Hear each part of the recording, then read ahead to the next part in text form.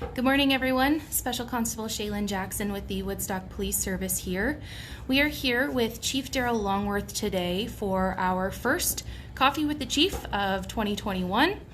This is a series we've done previously, but we wanted to kick off the new year with an opportunity for the community to ask some questions. So we asked you guys to send in your questions to us in advance. If you have some questions that you haven't had the chance to question yet or ask yet, then feel free to put them in the comment section. I will do my best to try to keep an eye on those comments, and we will answer as many questions as we can today. So, first things first, Chief Longworth, a lot of people have questions about the protest and the rally that happened yesterday. And I'm wondering if you can just address the police response to that protest. A lot of people were concerned, and a lot of people just want to know what took place and why things happened the way they did. Sure. I will get to that, Shay. I do want to say good morning to everyone. Thanks for tuning in, for those that are. I'm not sure how many people are out there watching or will watch the recorded version, but I do want to say that this is an important part. This engagement piece and talking to the community and listening to the community is so important to my role as well as the rest of the organization here. And it's so difficult in this pandemic time to do that. I know this has been a regular thing we've done at coffee shops. I think McDonald's has primarily been the host, and Shaylin and some of our other officers have done that in the past, and I've done it as well, face-to-face with the community. And it's a great opportunity to sit down with a cup of coffee and just face-to-face conversations and answer real-life questions and some of the things that are bothering you or troubling you or concern you in the community. This is not the same. It just won't be the same. But we'll give it a try, and I'm happy. I know Shay has indicated there's been a number of questions that have come in already that she's given me a heads up on, but happy to answer those, and in addition to anything else you have. So bring it on. As far as the protest goes last night, I don't want to get into the specific evidence of any charges that were laid because I don't want to interfere with the integrity of those charges and how they're processed, and we want to respect the court process and not do anything here that's going to jeopardize how that's presented in court. However, I know that I want to make sure everybody understands that throughout this pandemic, our members have responded to complaints of non-compliance in the community with some of these orders with empathy, compassion, and with professionalism. Our goal has always been to focus on education, engaging, and you really using as a last resort enforcement, and then explaining what's going on with the rules. With this newest lockdown order, there is a lot of confusion. There is a lot of fear and anxiety about some of the authorities that the police have. And I did a video last week. We put out lots of messaging via social media and a press release just to educate the public on what the police officers will be doing and what their authorities are. I'll remind people again, we will not be stopping vehicles for the sole purpose of enforcing these orders. We do not have the authority to enter into private residences to count heads. I assured the public that our officers will be well educated and well trained for the purposes of enforcing the order and as to what their authorities are and what they can and cannot do. Our enforcement effort is focused on really those who are overtly putting our community in danger by not following the regulations. The direction I provided my officers is simply to use common sense in applying the legislation and where the evidence exists to lay charges where that's appropriate. And I think our officers did a fantastic job of doing just that last night. There were approximately 30 people who showed up for the protest, many of whom were children and youth of varying ages. Some were people who are from our community who are experiencing homelessness. And our officers, I think, applied what I asked them to do and applied common sense. We do respect and protect the right for peaceful demonstrations, freedom of expression, and peaceful assembly. However, we also have to balance those rights with the need to maintain public safety. Our officers did an excellent job last night. I don't want to comment too much more on that particular protest last night, but I do want to go back to November 14th. I know we've had some criticisms or I've received information about criticisms about why the police didn't lay charges on the November 15th protest. I want to remind the public that at that date and time, the restrictions, the limitations on the number of people that could gather in a public setting, an organized event, was set at 100. And if you recall, go back to that day, it was a terrible, blustery Sunday afternoon, and there was approximately 65 people showed up. So it just didn't meet the threshold, and our officers won't be overstepping their bounds, they won't be overstepping their authorities, and there just simply wasn't the evidence to lay the charges on that day. I also want to draw your attention to, there was a planned protest for December 19th, and in that case, our officers did engage the organizers of that event, as they do with every event that we know that's coming up. We engage people and have discussions with them to explain what the violations are and the potential for charges.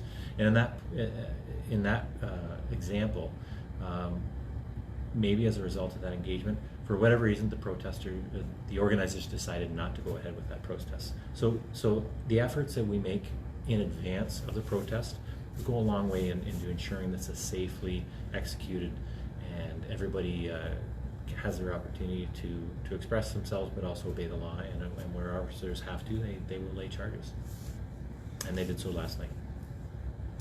Awesome. Kelsey just submitted a question saying if we have complaints about the emergency orders, like we have someone that we have concerns about, how would we report that? How would we complain about that? What number would we use?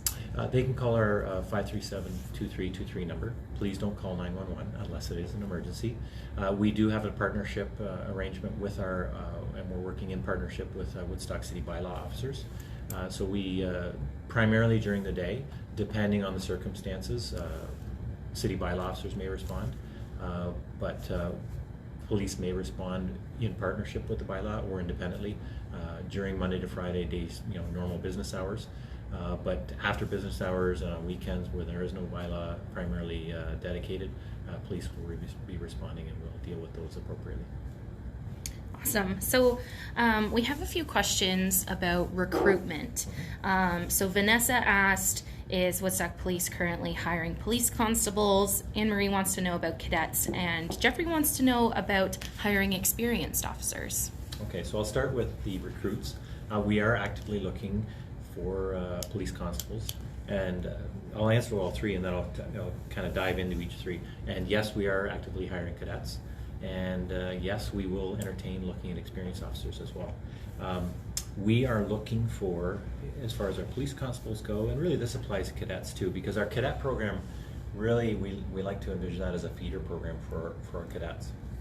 So we're looking for community-minded people, strong moral character, who've demonstrated a track record of critical thinking, problem-solving skills. But really, what's really important is your communication skills and your interpersonal skills. A lot of what our officers do out on the street and engaging with the public is using their mouth and listening and talking. So we really look for people who have some skills in those areas. We're looking for somebody on the constable level with some life experience, some maturity. Education is important. Currently, the minimum basic requirement to be a police officer is a grade 12 education. However, the reality of getting hired without some kind of post-secondary education is very, very rare. I will advise you that with the new Comprehensive Ontario Police Services Act, which won't be coming into effect until January 2022, right now the regulations as written indicate that that requirement, that grade 12 minimum requirement, will be elevated to the point where you will have to have a university degree or a college education. So that's something to become aware of as that passing of that law, or the enactment of that law, becomes closer and closer in January of 2022. There are some physical requirements. To get your certificate, and all of this information is available on our website if you want to check on our website and click on the recruiting tab. A lot of the requirements are listed in there. For our particular police service, we do have a physical fitness standard we'd like you to achieve. That involves running, core strength, push-ups, and some flexibility testing. And all that, the components and the measurements for those testing requirements are all listed on a website. And I had to write it down here. Police Fitness Pin Award Program, and that's pfpo.org. That has all the requirements for the testing we run here.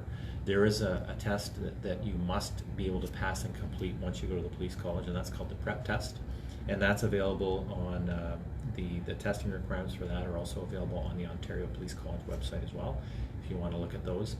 Different police services have different physical testing requirements to get hired, but everybody who goes to the police college, every police officer in the province of Ontario will have to go and graduate from the Ontario Police College, so they will have to meet the requirements of that PREP test. I think that's all about for constables. Now, cadets, like I said, we're looking for a lot of those same characteristics, education, and abilities in our cadets. Cadets are usually maybe somebody who might be a little bit younger, might be just fresh out of university or college, maybe don't have that maturity level, maybe don't have that life experience yet. And coming and working for us as a cadet gives them the opportunity to work a myriad of duties with the police service members, and they could do anything from prisoner maintenance and control, monitoring prisoners, assisting officers with paperwork, going on ride-alongs, assisting with fingerprinting duties, assisting with preparing of paperwork and court documents. And really it's an opportunity for them to develop themselves, maybe be exposed to some things they've never really done before. And also it gives us a chance to look at them. It's really a 1 to 2 year job interview, where at the end of that job interview, if they are successful and they performed well, our plan is just to streamline them right into our police hiring process, and they will become police officers someday. Really, for both of those entities, really what we're looking for as well is somebody who's community minded. So somebody who's involved and engaged with the community, somebody who's got some volunteer work under their belt, and specifically volunteer work that might highlight some of the expertise and the skills we're looking for: communication skills, leadership, organizational skills, all those kind of things we're looking for in a constable. And then finally, for experienced officers, we have hired a few experienced officers over the last 18 months. I anticipate primarily we'd like to develop and train young new constables ourselves who are fresh and green, but I do anticipate that over the next couple of years we'll be looking at hiring maybe some experienced constables just to fill a void. We like to look at our overall complement, and we've done a lot of hiring in the last 5 years of junior constables. So, and then we've got, on the other spectrum, we've got a lot of senior people like myself who could retire in the next 3 to 5 years. So we're looking to maybe just diversify our membership a little bit more in that middle spectrum. So experienced officers might be an opportunity for us to do just that and make sure we've got some sustainability and continuity of experience and wisdom as the organization progresses. So Anne-Marie just asked, it's still relative to this topic. She said, thank you so much for your answer. If an application has been submitted already, what is the new time frame? So right now we're at the process. We are hoping to send at least 1 and potentially 2 new constables to the police college, new recruits to the police college in April. We also currently have a vacant cadet position because some of our cadets have moved on to that constable role. So they are at the final stages of doing some interviews for those processes. But that doesn't mean we're done. I mean, the next cycle is going to start, and what I've encouraged our recruiting staff is to always have a queue of a bunch of people who've been processed far along that we really like, that maybe we don't have jobs for yet, so that as new positions become available, we can just start processing those people. So if you haven't heard back from us, I would suggest, I'm not sure when you put your application in, but if you haven't heard back from us maybe in the last 6 months, don't be afraid to give us a call and just inquire about where your application process lies at this point. So I know you spoke briefly on the rally already, but we just had one question specifically about why police were watching the rally instead of actually arresting people. So I know you spoke to that you didn't want to get too much into the details in terms of evidence and whatnot, but I'm wondering if you can just speak to why people were not arrested. Well, first and foremost, there are no arrest authorities that come with the new legislation. There are a lot of offenses, there are a lot of tickets, there are a lot of charges that can be laid, and some of those come with some quite heavy fines once you go to court. There were no arrest authorities built into those. And again, we want to respect the Charter of Rights and Freedom as well. And taking away someone's liberty and arresting them is it's not violating that charter, because there are instances where we do that. But taking away someone's liberty and arresting them, putting them in handcuffs and taking them to jail is a very significant intervention in their life. So we do that with the utmost respect and restraint, and when absolutely necessary, it has to be done. In a case last night where people were, for the most part, behaving in a respectable, non-violent way, we knew the enforcement authority was there, and the ability of the courts to put these people in jail is there, and that's for the court's determination to determine whether or not they need to go to jail. So I think our officers showed great restraint. They continued to interact with the people last night, and again, I'm trying to be cautious not to go too far into evidence, but hopefully that answers your question. In anything we do, we try not to be too heavy-handed. Anytime you make an arrest, there's an application of force. Just by touching someone or putting them in handcuffs, that's an application of force. And we make sure we're completely justified, and it's the right thing to do and the appropriate thing to do when we use force at any time. So while we're on the topic of the lockdown and stay-at-home order, Gail wanted to know, can we just go for a drive without stopping anywhere? Yes. I mean, and that's where the confusion lies. I mean, we're encouraged not to leave our homes except for essential purposes, but then we also have the legislation has allowed us opportunities to go get groceries, to go get some exercise. So I think when you talk about essential, what is essential? I think that's a definition that it would be helpful if the government established for us, because we're in the same boat. We're trying to interpret the legislation. We're working with the ministry. We ask a lot of questions, and we're not the only police service. We talk amongst ourselves to as we try and follow this and apply it as best we can. So simple answer to your question is yes and no. We won't be asking you where you're going and where you're coming from unless there's reason for us to do that. If we think, as I said earlier, we think you are overtly jeopardizing people's safety by violating the orders, then we may start asking some questions. But usually we'll need some reasonable grounds for us to pursue that avenue of questioning. Shannon wants to know, can I babysit my grandchildren while their parents are at work? Babysit your grandchildren while your parents are at work. So assuming that the parents are essential workers and they need childcare, are the grandparents able to provide that childcare? If they're essential workers, I believe, and I'd have to, you catch me on the spot with some of the intricacies of the law, I believe that essential workers are entitled to daycare opportunities, and what those lie or how they lie out. I think I'd rather maybe have you reach out to us directly and pose that question. If you want to call in and speak to a supervisor to pose that question directly, we might be able to give you a more specific answer. Again, I think everything comes back to the spirit of the law is to get everybody to stay home and stay safe. When you get into the fine details of this, I think that's why the direction we've given our officers is to use common sense when applying it. But also, I don't want to give anybody poor information where they wind up getting themselves a ticket. So I would encourage in that specific case that you would call in and ask us that question specifically, providing us all the details that I might not be able to access at this point. We have a similar question, which I imagine your answer will also be similar, but it's slightly different in the sense that we do know that children who live in multiple homes, because they have split parents, they are able to continue to maintain the transfer of custody as ordered by the court.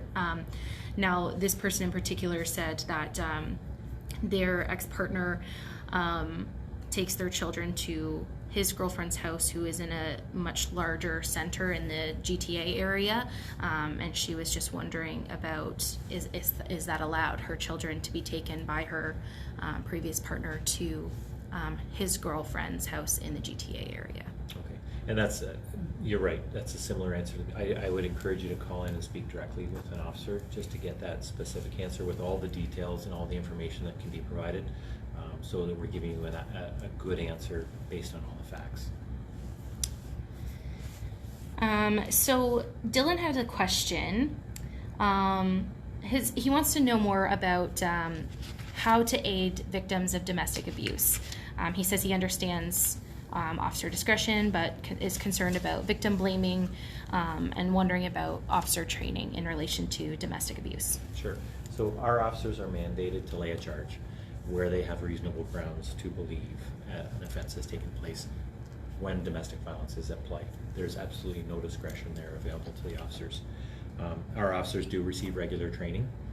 We do have a full-time domestic violence coordinator here whose primary role is to review all domestic related calls and to ensure that charges have been laid where it's appropriate and where the evidence exists to do so, and to work with our community partners to ensure that the victims have proper safety planning in place, that they've been provided access to some supports as they go through this difficult process. Some of those services that we work with include domestic abuse services of Oxford County, victim services of Oxford County, the Children's Aid Service, Ingamo Housing, Welkin. There's a myriad of others there that we work with on a regular basis. Have we been perfect along the way? Absolutely not. Can we do better? Certainly. And that's why this year we will be creating a special victims unit, and that special victims unit will take our currently existing domestic violence coordinator and add and supplement that with an additional investigator, and between the two of them they will be responsible for domestic violence, they will be responsible for human trafficking investigations and education, sexual assault, elder abuse, and really just enhancing the ability that we have to service our victims, and not just from the court standpoint, but connecting them with the services they need. We also plan to introduce additional training for officers on conducting trauma-informed investigations, so they're more in tune with the victims while they're conducting their investigations. So there's just a couple things we want to do. Yes, we want to introduce some more training. Yes, we work very closely with our local domestic Crown attorney in evaluating cases and making sure we've done everything we do. There's a lot of checks and balances when it comes to domestic violence, and we're always looking for ways that we can improve the services we offer our victims. Awesome. Dylan also wants to know, will there be increased police presence in high crime areas soon? Yes. I can expand on that. That's not all Dylan. And I made some notes on this one as well, just because I know Dylan had, you teed me up, Dylan had emailed you earlier, or Facebook commented. The city is growing, and with that, the calls for service have increased dramatically. In fact, they've increased by 32% over the last 5 years.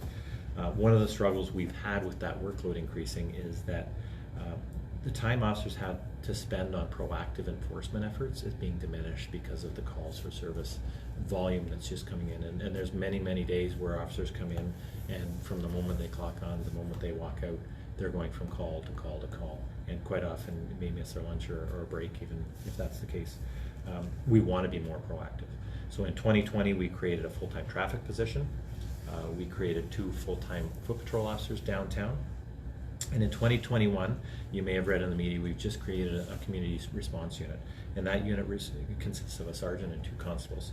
And their primary responsibility is to work with our crime analyst and the community to identify high crime areas, hotspots, community problems, and then work on solutions. And not just a police response to those problems, but to work with our community partners to look at some of the underlying issues that may be contributing to that problem, and let's solve it. Maybe not just from an arrest, maybe not just from an investigative approach, but getting people engaged with systems, whether it's social services or health or mental health, and getting those things out of the stream of the calls for service and the problems we experience on a daily basis. In addition to that, we're working on a business and analytics system. We've been working on that for the better part of 6 months now. And that's designed to track data to assess where our officers are spending their time and ensure we're putting our people in the right place at the right time. So when we talk about crime trends or areas of centric to crime, we want to make sure we're applying our resources and deploying our resources properly. And then cross-referencing where our officers were spending our time with those problems. See and measure what kind of impact are we having. I know there are studies out there that say just the presence of a police officer in a high crime area, like a break-in enter area, the likelihood of a B&E happening diminishes by every 15 minutes. The police car is in that area, just being visible. So we want to look at things like that and really being able to better use data to support the decisions we make and where we're deploying our people. So yes, we want to do a better job at being proactive in targeting those high crime areas. So we've had a couple comments come in. Scott says, thanks for everything you and your team are doing in the community, specifically around the homeless and the Inn of Oxford County.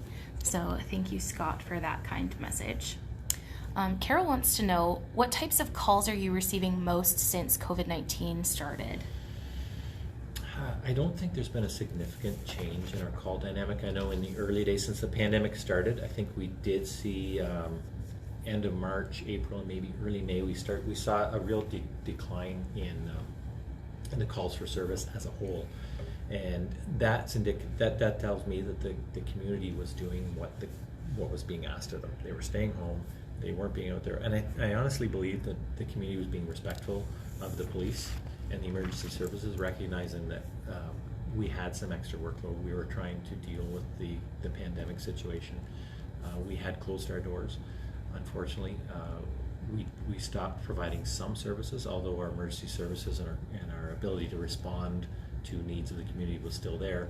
We kind of changed our approach and how we were delivering those services in a lot of cases. So I can't say there's one particular area of crime that we've seen diminish.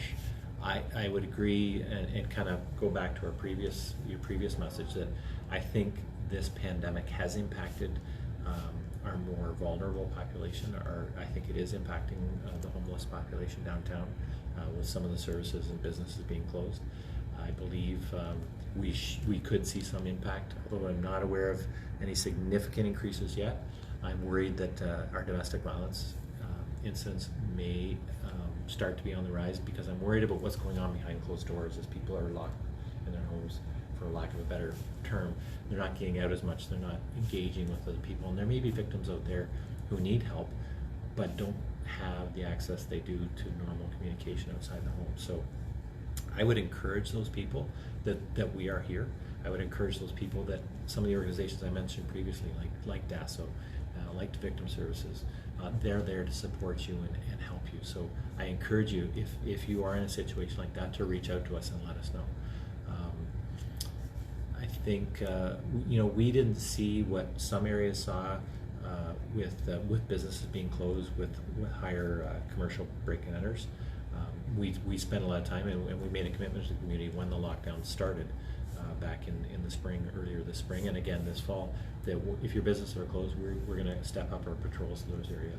Our foot patrol has been checking and rechecking businesses just to make sure that there's no additional opportunity for thieves who want to target some of these closed businesses. So overall, I don't think we've seen a significant one thing that's been impacted, but I think there's a lot of things bubbling under the surface that we're going to see. Mental health is another issue. I think the suicide rate potentially. I think those are things that are all something that we're worried could be bubbling under the surface and are going to erupt at some point. So Heather has questions in relation to property theft. Her question specifically is, what rates do we have when it comes to some people continually stealing our property? Can you speak to property theft in the community? So you have the right to defend your property. We encourage people to call the police because there is a potential for violence anytime you try and interrupt or intercept a crime in progress. This is an area of concern for us. I do believe it goes underreported. A lot of people don't report these types of thefts from vehicles or sheds because I think they think we're too busy. This is small. I had a few dollars stolen, or I had a small inexpensive item stolen from my unlocked vehicle, and they don't think it's really worth reporting and bothering the police with. I would encourage you to do so because as I mentioned earlier, we focus our proactive efforts based on the data we have. So if we don't know there's a crime occurring in a specific area, or if we don't know there's a crime trend occurring in a specific area, we can't respond to that appropriately. So if you're not reporting the crime to us, we don't know, and we can't dedicate the resources to it. Often when we do make an arrest of someone for a property-related offense, we'll find that person either by way of a search warrant, or just if we've arrested somebody for going through a vehicle at 3 a.m. somewhere, they'll have a ton of property on them. but we won't be able to cross-reference and find the owners of that property because nobody's called to report the theft. And quite often you'll see us do media release saying, if you've noticed anything missing from your car and you live in this area, please let us know, because that's exactly what's happened. Is we've arrested somebody who's been in possession of a ton of things that we just need to know where they came from, so we can prove that the offense occurred and maybe get them further through the court process. I talked about our community response unit earlier. We affectionately call it CREW. Often this is an area that the CREW unit will be engaged in specifically, and they'll be assigned to see if they identify crime trends in our city, that they'll focus on solutions. And it could be a covert response. They might be in plain clothes, watching and waiting. It might be an in-your-face, upfront, uniform, high enforcement activity to maybe either arrest and put an end, or disrupt, or maybe make the person move somewhere else. A lot of our focus in this area is crime prevention. So when we talk about, and we do a lot of campaigns about making sure your vehicles are locked, making sure your doors are locked, making sure there's nothing visible in your vehicles when you park it. And it's specifically targeted to engage the community, that the community, you have a responsibility to protect your property as well. And we want to make sure that's done. One of Sir Robert Peel's principles is that the best test of police efficiency is the absence of crime, not the visible evidence of police action in dealing with it. And that's what we're trying to encourage. We're trying to eliminate the opportunity, take that leg off the stool of the opportunity to commit a crime, away from having that occur. The other thing we notice with property crime primarily is it's usually a small group of people that are doing a major amount of the theft and the break-in enters. So when we eliminate one of those people, that's taking another stool away by taking one of the offenders away. And what we count on is the court system to do their part and hold people accountable and keep them in custody. And unfortunately, in recent years, that has taken a bit of a turn, and we do have prolific offenders in this community who on a regular basis are committing crimes, who on a regular basis we are arresting, who on a regular basis we are putting in the court system, and who on a regular basis are right back out the next day. And it's a revolving door. So if we can work better with the justice system to ensure these people, and I'm not saying strictly incarceration is the answer, but somehow getting them out of the stream of continuously committing these crimes. And that's where partnering with other agencies to work on the underlying issues that this person may be associated and why they're committing the crimes. If we can assist them in that area, and maybe incarceration isn't the answer, but getting the help they need in whatever area that's causing them to commit the crime of theft might also remove them from the stream as well. So kind of in the same vein of that, Emily has questions about, are you concerned that the bad people will move from Dundas, since they know police are patrolling there, to somewhere else? So when we talk about bad people, it's interesting to know who we're talking about. Yeah. To be honest, I think perception of homelessness is that they're violent, they're bad people, and that's not always the case. They have their issues that I think need to be addressed. But when we talk about, and any studies I've read on displacement theory, that if it's like a bubble that's pushed, that if you push it down, it's going to pop up somewhere else. The research I've read on that is that's not entirely true. It could be true, but I don't think our city is that large that we have certain areas of the communities where there are terrible areas, and if we make arrests and show lots of police presence, for instance in the downtown, then it's going to pop up somewhere else. A lot of those people are in the downtown. A lot of the crimes that are committed downtown are because it's the downtown, whether it's a bank robbery or a break-in enter to a business, or any kind of crime associated uniquely and specifically with the downtown. It may not present as well in some other area of the community. But again, I caution maybe the perception of that homelessness is the bad people downtown, that if we just push them somewhere else, they don't want to be pushed, to be honest. I mean, I think the downtown offers them a lot, and that's why, yes, we do have foot patrol officers down there, but a lot of what they do is not necessarily criminal activity. They do have property that sometimes left, they make a mess sometimes, and it's not pleasant for the business owners or the people that work or live in that community. But it's important for us to meet them where they're at. And again, I mentioned earlier, treat people empathetically and compassionately, and treat them like human beings. But at the same time, recognizing they are causing some problems downtown that is interfering with the enjoyment of people's property downtown, their businesses, their right to do a business. And that's why we work so heavily with the situation table here in town, why we work so heavily with, I've put together a small team of high-level executive directors and directors from a number of different social service and health agencies in our community. It's a small group, and we've been meeting for a little over a year now. We've made some gains, but we're really looking at this huge complex issue of homelessness and how do we solve it. And we're not the only community that's struggling with answering this question. There's been a number of ideas kicked around the table. There really is a heart by a number of people in this group to do something effectively, and not just put an end to homelessness, but to deal with some of the other issues that are downtown as well, that we see on a day-to-day basis. And yes, our foot patrol officers do have a role to play in that, and really a lot of that role is police presence, and people feel safer when they see a police officer downtown. And we've had a number of comments since we rolled out our foot patrol officers just about a year ago now.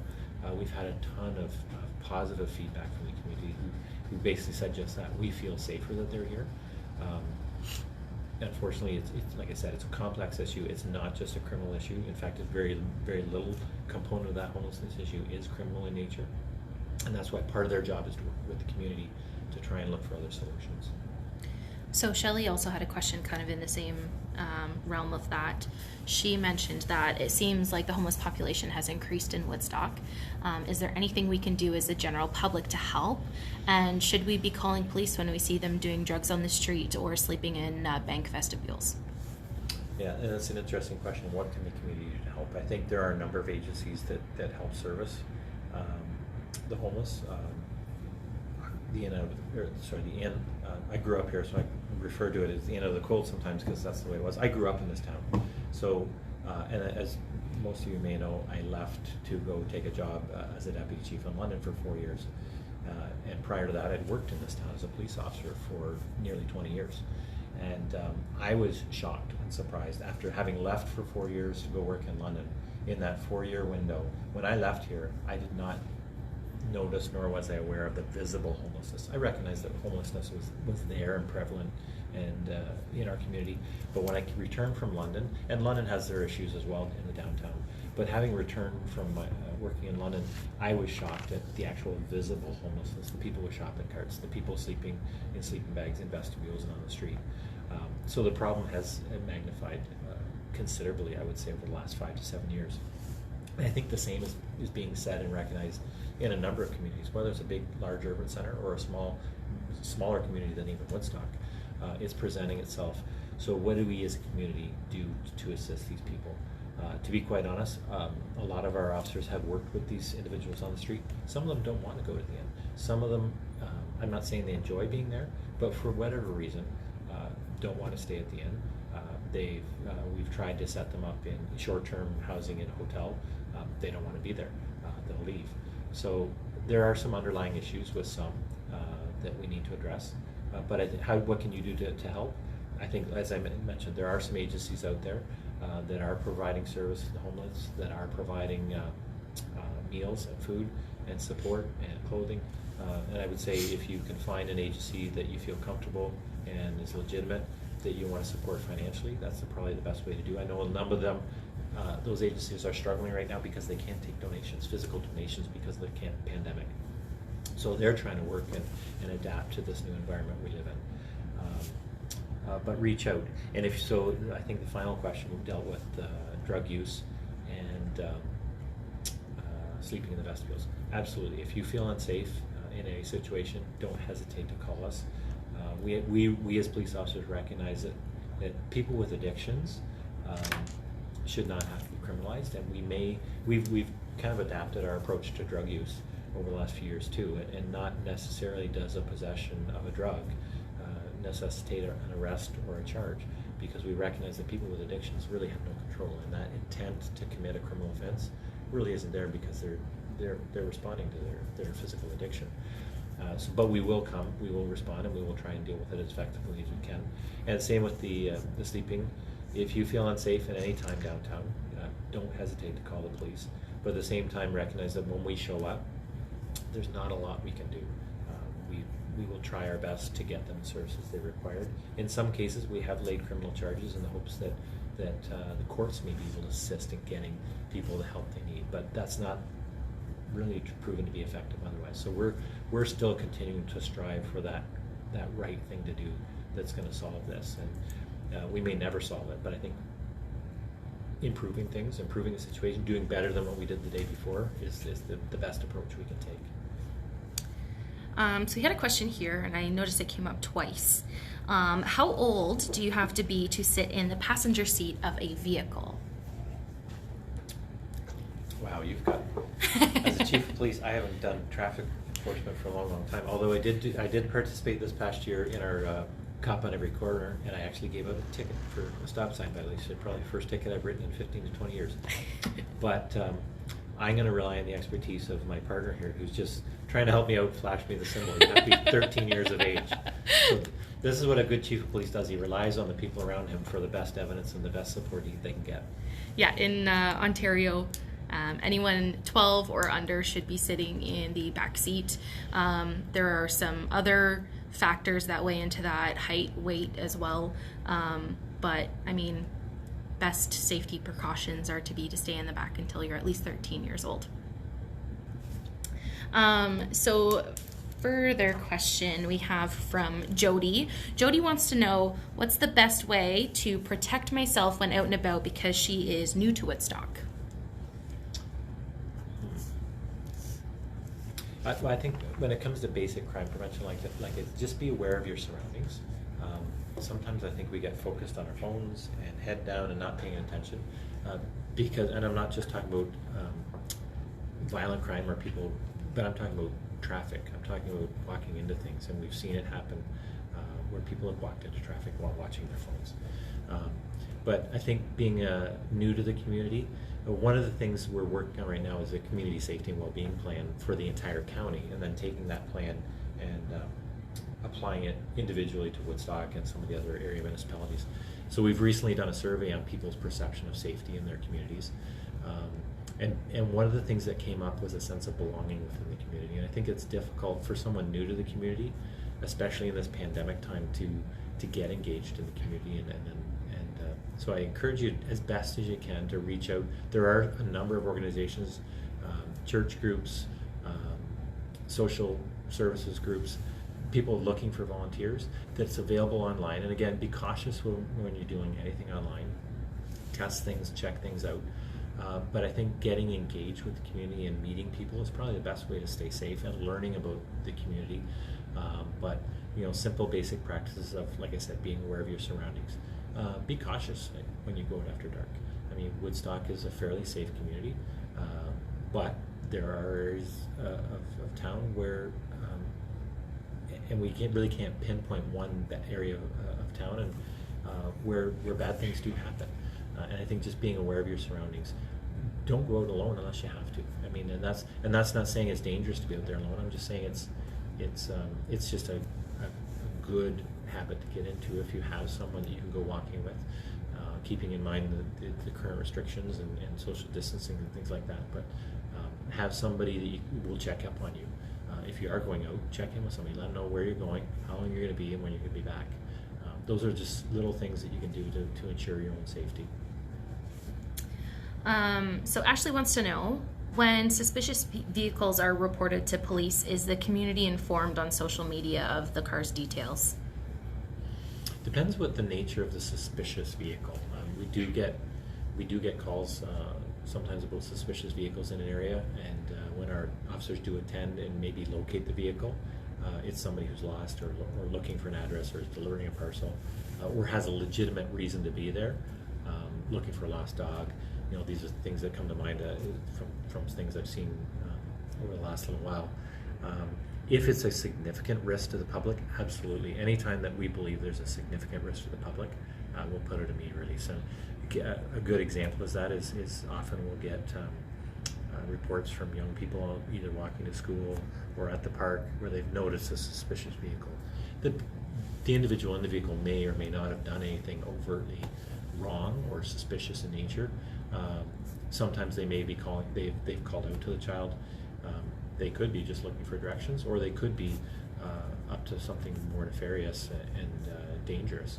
So in those cases, because we don't know, if we haven't been able to identify the vehicle and why that individual was acting suspiciously or the vehicle was acting suspiciously, if we're not able to satisfy ourselves with that, and we're not able to identify what the vehicle or the driver, who they were or what they were doing, then we'll definitely put those types of suspicious vehicles in particulars out there, because we rely heavily on the community to assist us in those things. And if our officers aren't able to find it at the time, by putting out the descriptions, it assists us in locating the vehicle at a later time, and we'll check out that vehicle. If somebody calls in and says, I think I see the vehicle that you guys put out a press release on Tuesday, and it's parked here, or it's driving, it gives us the opportunity to find that vehicle and get to the bottom of what that suspicious activity was.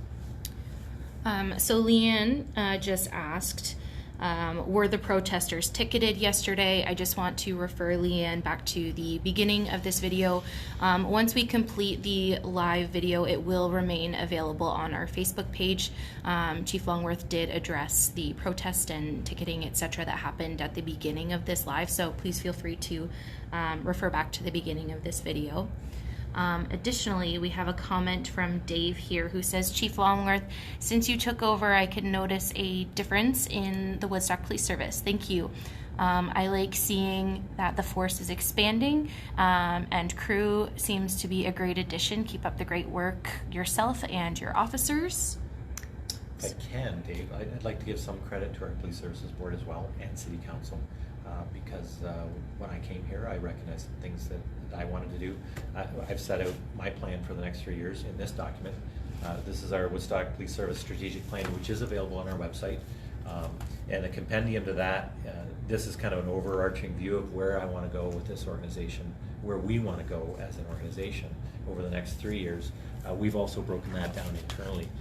We've broken down all of those 3 major priorities that we have into, and those priorities are improved community safety, fostering a culture of collaboration and engagement with the community, and enhancing organizational excellence. And we've taken those priorities and we've broken them down into a couple of hundred smaller priorities and smaller measurable steps as to how we're going to get there and accomplish those 3 priorities over the next 3 years. So I do want to give credit to the City Council, because when I approached them and said, here's what I want to do and here's how I need to get here, I'm going to need some money to do that. They were supportive in recognizing the need for this organization to grow with the community. So I do want to give some credit where credit is due, because without proper funding and support from both my Police Services Board and City Council, we wouldn't have been able, and when I say we truly have, it has been a we. We have changed a lot of things. We've restructured a little bit. We've moved at a rapid pace over the last 18 months, because I recognize that in order to affect change, you can't sit and wait. We've got to move. And everybody in this organization has been on board right from the get-go. Change is sometimes uncomfortable in an organization, but I think people were ripe and recognized the need for change, and they jumped on board with some of the things we wanted to accomplish. So really the credit goes to a number of people, not just myself. Scotty asked if the Woodstock Police Service can do something about the exhaust noise and speeding on Dundas Street. Well, we can. Any traffic-related things we can have an impact on, but really it comes down to individual drivers and having, it goes. When we're talking about the health restrictions or anything else, it's about respecting your neighbors. It's about respecting those around you. It's about respecting the people in the community, and driving appropriately, playing your music appropriately, looking after your exhaust systems appropriately. This was an issue that we identified, and I think Special Constable Jackson, in partnership with our new traffic officer, and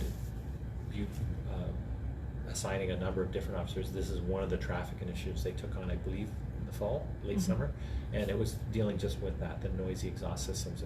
And again, it comes down to complaints. When we hear complaints and we hear consistent complaints on the same issue, we'll develop a plan to try and tackle it. Is it going to solve the problem? No. I mean, we've been working on seatbelt enforcement and traffic enforcement for decades now. People are still speeding. So I think the underlying cause is people just lack of respect for the safety and community enjoyment of everybody in the community.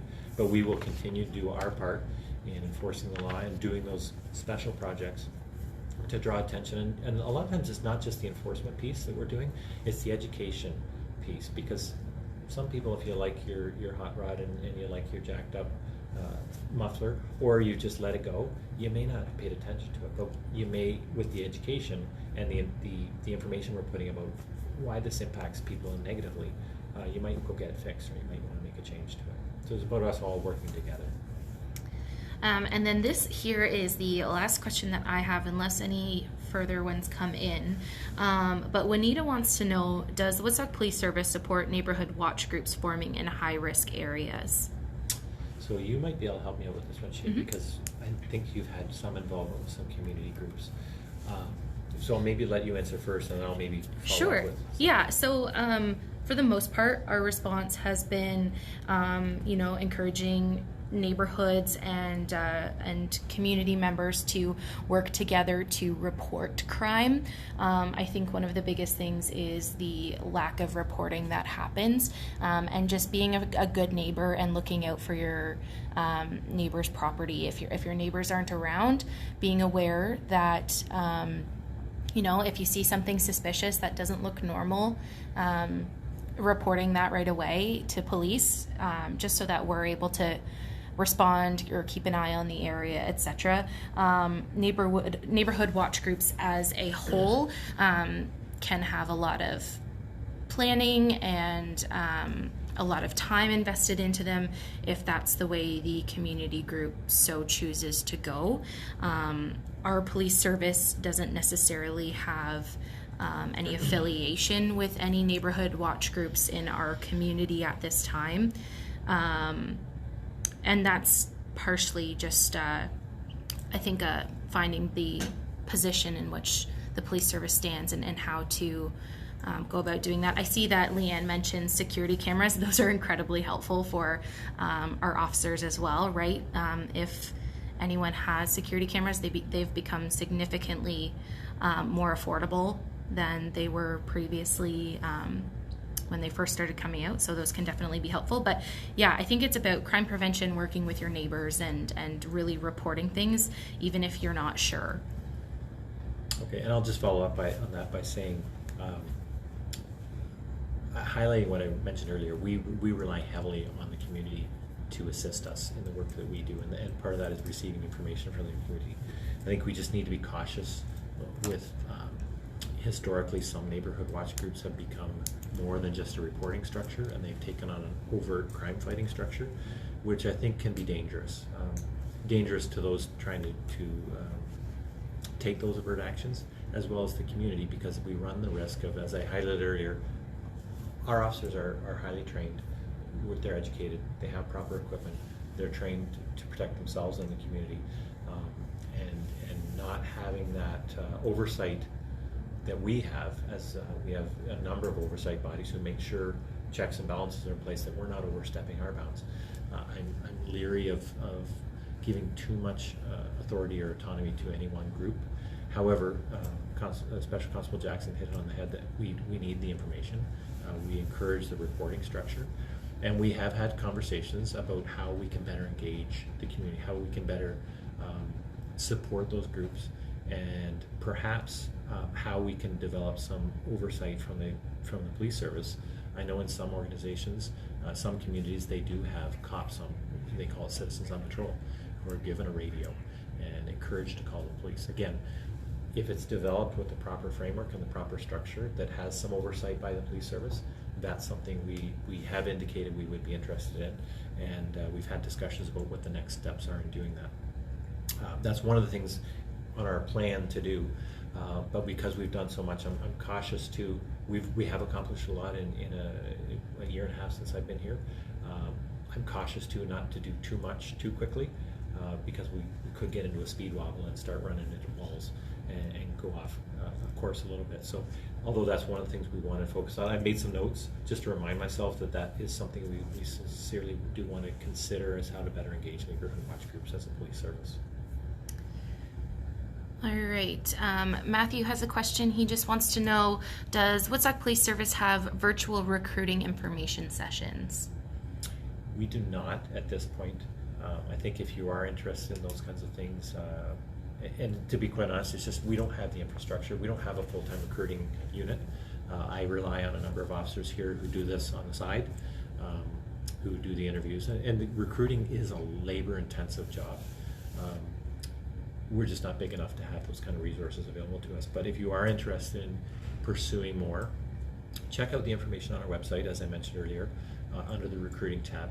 You can go to the Ontario Association of Chiefs of Police website, OACP for short. They have information on recruiting. But if you wanted to look at some of the larger services, I'm pretty sure London has some kind of a virtual tour or sessions. Toronto, Waterloo, some of the bigger ones. We have talked, I have a very engaged inspector here, Inspector Marcy Shelton, who has talked about doing something like that. Now, this was pre-COVID, so we haven't explored the virtual option yet, but it's something we can consider. And she was uniquely interested in pursuing that from a women perspective, doing it specifically for women, because I've noticed in the last few years we have seen a decline in the number of women that are applying for policing jobs. I'm not sure what the reason or the rationale behind that is, but we need to be a little bit more, just like we need to be more proactive in how we respond to crime, we need to be more proactive in going after and pursuing the quality recruits that we're after. So those kinds of things apply to women, perhaps, some of our diverse populations. We have struck a diversity anti-racism committee here with members of the community, making up that committee, partnering with myself and Inspector Shelton. And one of the things we've talked about is developing a diversity plan for this organization. And that diversity plan will deal with recruiting and how do we recruit members of diverse populations. As we recognize our community is becoming more diverse, we should be representative, but how do we attract those people who maybe traditionally in their culture, policing is not viewed as a respectable job? From their countries they may have come from, policing may have been even a corrupt kind of position that they don't respect. So how do we reach into those communities? How do we engage women better? So that's a good suggestion. I'm going to make a note of that as well, because it's something we've talked about doing, and just because we're small doesn't mean we can't do something like that, and we'll try and pull that off. And maybe this pandemic offers us the opportunity to do something virtually that we wouldn't normally have been able to pull off on a face-to-face kind of basis. Okay, that is all of the questions that I have seen come in. I don't think we have missed any. If we have, we'll try to go back through and get those questions answered. But thank you, Chief Longworth, for joining us today for Coffee with the Chief to chat with everyone and answer as many questions as we could. Hope everyone has a great day. Thanks, everybody.